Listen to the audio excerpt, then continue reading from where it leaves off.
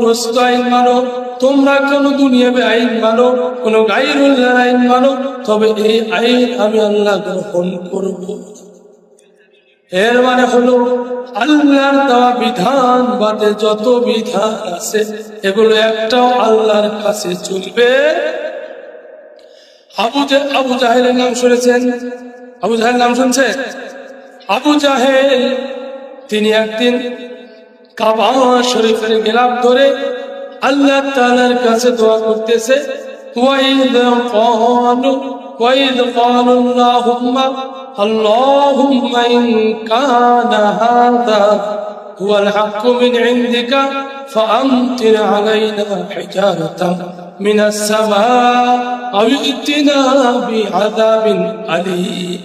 লক্ষ্য করুন, আল্লাহর বিধান ছাড়া, আল্লাহর হুকুম ছাড়া, আল্লাহর আদেশ এবং নিষেধ ছাড়া অন্য কারো হুকুম, অন্য কারো আইন, অন্য কারো আদর্শ, অন্য কারো গোলামি, অন্য কারো চেতনা যদি হৃদয়ে লালন হয়, এই চেতনার মূল্য আল্লাহর কাছে নাই।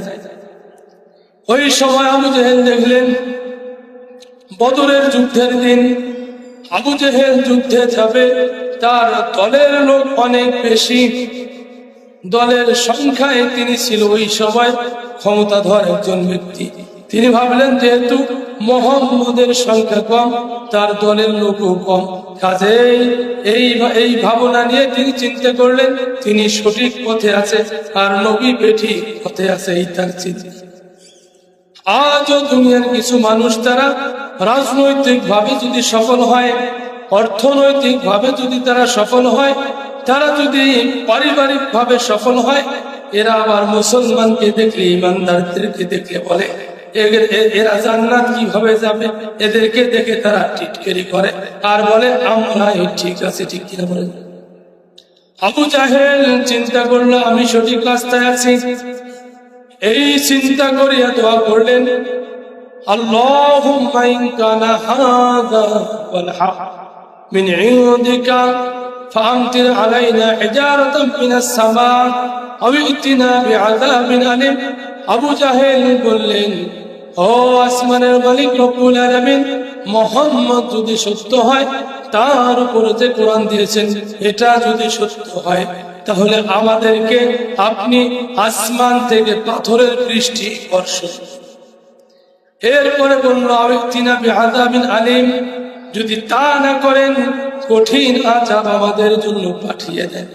অজ্ঞরা মূর্খরা এরা না বুঝিয়াই চিন্তা করে, আর আল্লাহর লানত যখন তাদের উপরে আসে বাঁচাবার কেউ আর থাকে না। ঠিক কিনা বলে? ওই যে চিন্তা করিয়া দেখেন, ফিরআউন যখন সব সময় নিজের রাজত্বের হিসাব করলো, ফিরআউন যখন নিজের ক্ষমতার বল দেখাইল, ৮০,০০০ বনী ইসরাইলী সন্তানকে জবর করে নদীতে ভাসায় দিল, আর ফিরআউন চিন্তা করলো আমার থেকে শক্তিশালী আর কেউ নাই। এক পর্যায়ে এসে মূসা নবীর লোকদেরকে ধাওয়া করলো, সামনে নিল ৩ দিক থেকে ফিরআউনের সৈন্য। ফিরআউন তো মনে মনে খুব খুশি হয়ে গেল, আর ভাবলো এইবার ধরা পড়ে যাবে, এদের আর পালার কোনো উপায় থাকবে না।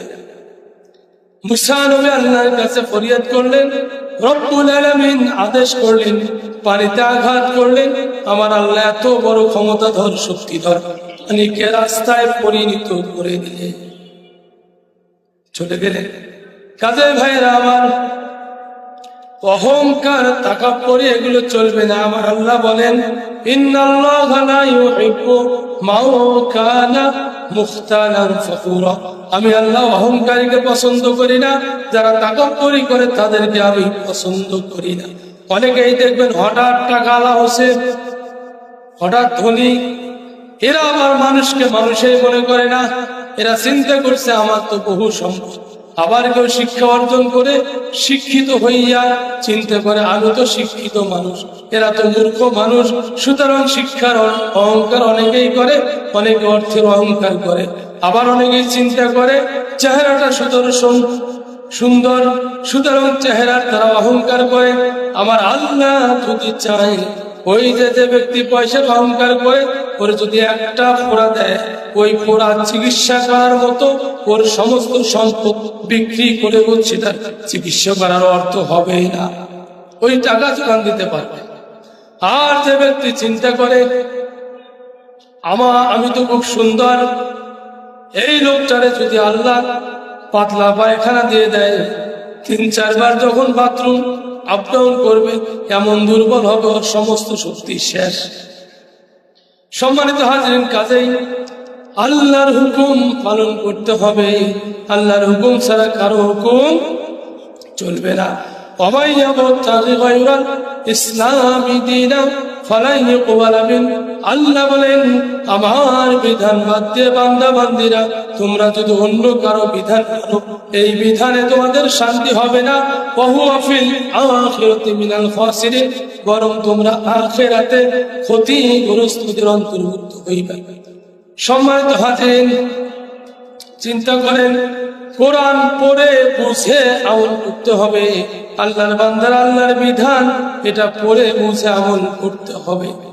কাজেই যারা ইসলামের বিরুদ্ধে কথা বলে, রসুলের বিরুদ্ধে কথা বলে, আল্লাহর বিরুদ্ধে কথা বলে, মুসলমানদের বিরুদ্ধে কথা বলে, এই দেশে ইসলাম কায়েম হবে, ইনসাফ কায়েম হবে চাই না, এদের লাশ এরকম দুর্গন্ধময় এমন একদিন চলে আসবে, কুকুর শিয়া রাস্তাঘাটে দেখে খেয়ে ফেলবে, ঠিক কিনা বলে? আর হাদির মতো লোকেরা যারা ইসলামের জন্য জীবন দিবে, শহীদ হবে, এদের জন্য আল্লাহর ফেরেশতারা রেডি হয়ে আছে এদেরকে গ্রহণ করে আল্লাহর দরবারে নিয়ে যাওয়ার জন্য, ঠিক কিনা বলে? কাজে সেই মৃত্যু অর্জন করতে হবে, এমন মৃত্যু অর্জন করতে হবে, এমন জীবন করো গঠন যেন মরিলে হাসিবে তুমি কাঁদিবে ভুবো, এরকম জীবন গঠন করতে হবে। পৃথিবী যার হুকুম চলবে তার, পৃথিবী যার। আমার হাতের এই কিতাবটার নাম কি? গোটা দুনিয়া এই মাত্র একটি কিতাব চলে যার কোন রকম সন্দেহ। আল্লাহ বলছে সূরা আলে ইমরান 4 নম্বর পারা 2 নম্বর পৃষ্ঠা 102 নম্বর আয়াতে, ওয়াতাসিমু বিহাবলিল্লাহি জামিআ, তোমরা আমার গ্রন্থকে আঁকড়ে ধরো দলবদ্ধ ভাবে, এ থেকে বিচ্ছিন্ন হয়ে না।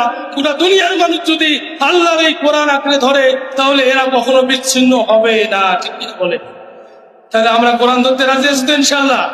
খালি ধরে আর চুমু খেয়ে বুকে লাগে লাভ নাই, এটা পড়তে হবে। ইকরা বিসমি রাব্বিকাল্লাযী খলাক, খলাকাল ইনসানা মিন আলাক, এটা পড়ে বুঝে জীবনের বাকি সময়টুকু গ্রহণ করে আমল করে জিন্দেগি কাটাইতে হবে।